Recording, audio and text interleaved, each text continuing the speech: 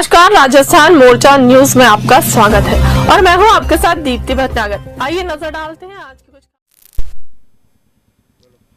Rajasthan Morcha news channel Telangana state staff reporter Mohammad Chand Pasha जो programme करे हैं, दलित बोधना पार्टी के सदर साहब ने बात कर रहे हैं।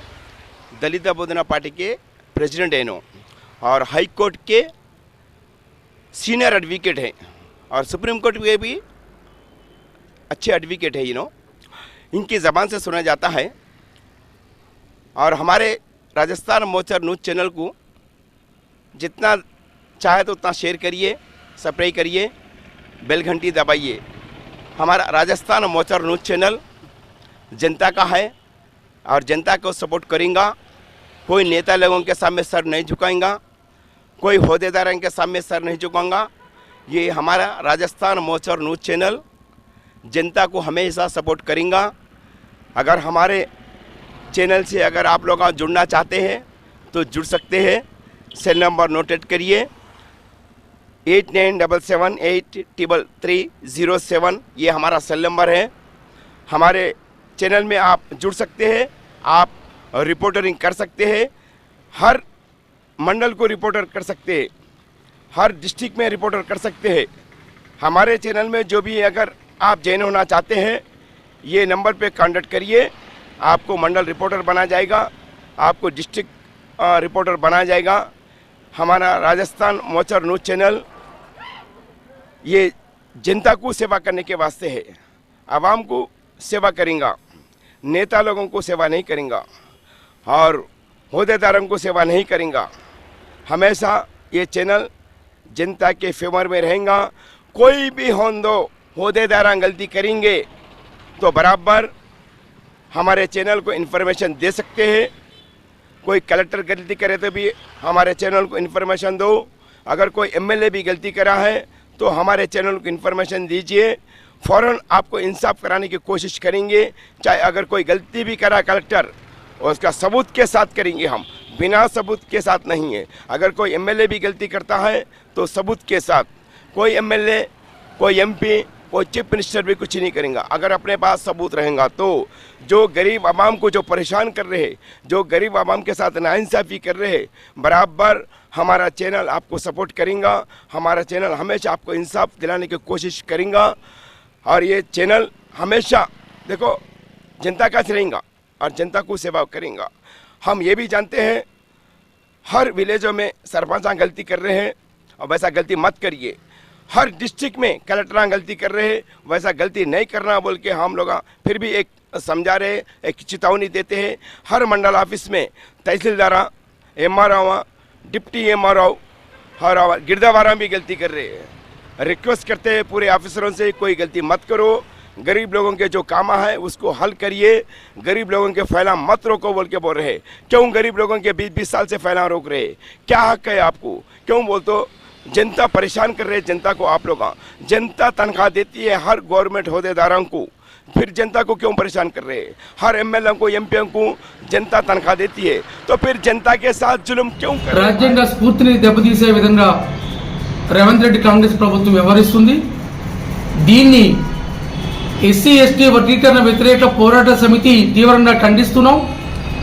మరి 3% లేని రెడ్లు తెలంగాణ రాజ్యాన్ని వాళ్ళ చేతిలో పెట్టుకొని దళితుల మీద దాడి చేయడానికి సిద్ధం చేశారు. దళితుల ఆత్మగౌరవాన్ని, దళితుల్ని విభజించి ధ్వంసం చేయాలని, రాజ్యాధికారంలోకి తెలంగాణలో దళితులు రానియకుండా కాంగ్రెస్ ప్రభుత్వం, కాంగ్రెస్ పార్టీ కుట్రలు చేసిన కుట్రలో భాగంగానే ఉత్తమ్ కుమార్ రెడ్డి అధ్యక్షతన 6 సభ్యులు గల కమిటీని వర్గీకరణ కోసం రేవంత్ రెడ్డి ప్రకటించడం అత్యంత దారుణం. తెలంగాణ కాంగ్రెస్ ప్రభుత్వము, ముఖ్యమంత్రి రేవంత్ రెడ్డి మంత్రులు తీసుకున్న ఈ వర్గీకరణ కమిటీ ఏర్పాటుకు వ్యతిరేకంగా సమితి ఆధ్వర్యంలో తెలంగాణ వ్యాప్తంగా పెద్ద ఎత్తున ఆందోళన, నిరసన, పోరాట కార్యాచరణ ప్రకటిస్తున్నాం. ఇందులో భాగంగా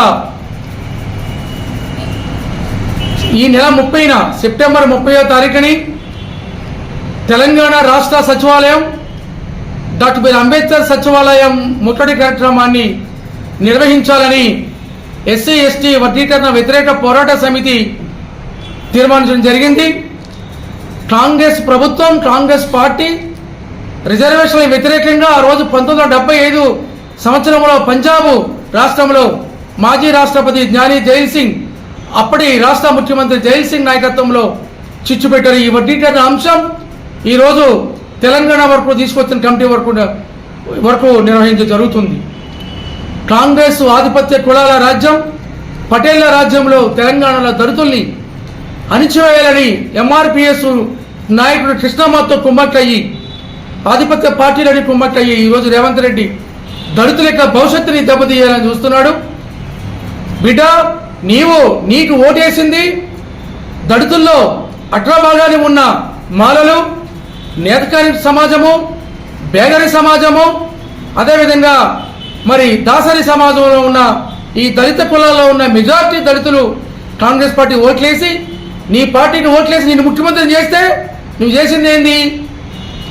ఇదే కులాలకి నిన్ను గద్దె మీద కూర్చోబెట్టిన కులాలని వాళ్ళ భవిష్యత్తును దెబ్బతీయడానికి ద్రోహం చేసే పని వర్గీకరణకు నువ్వు జీవో జారీ చేశావు. అత్యంత హేయం, మీకు సిగ్గు ఉండాలి. ఈ వర్గీకరణ కమిటీ ఏర్పాటుకి వ్యతిరేకంగా తెలంగాణలో దళిత సమాజం పెద్ద ఎత్తున కాంగ్రెస్ ప్రభుత్వం మీద, కాంగ్రెస్ పార్టీ మీద తిరుగుబాటు చేయాలని పిలుపునిస్తున్నాం.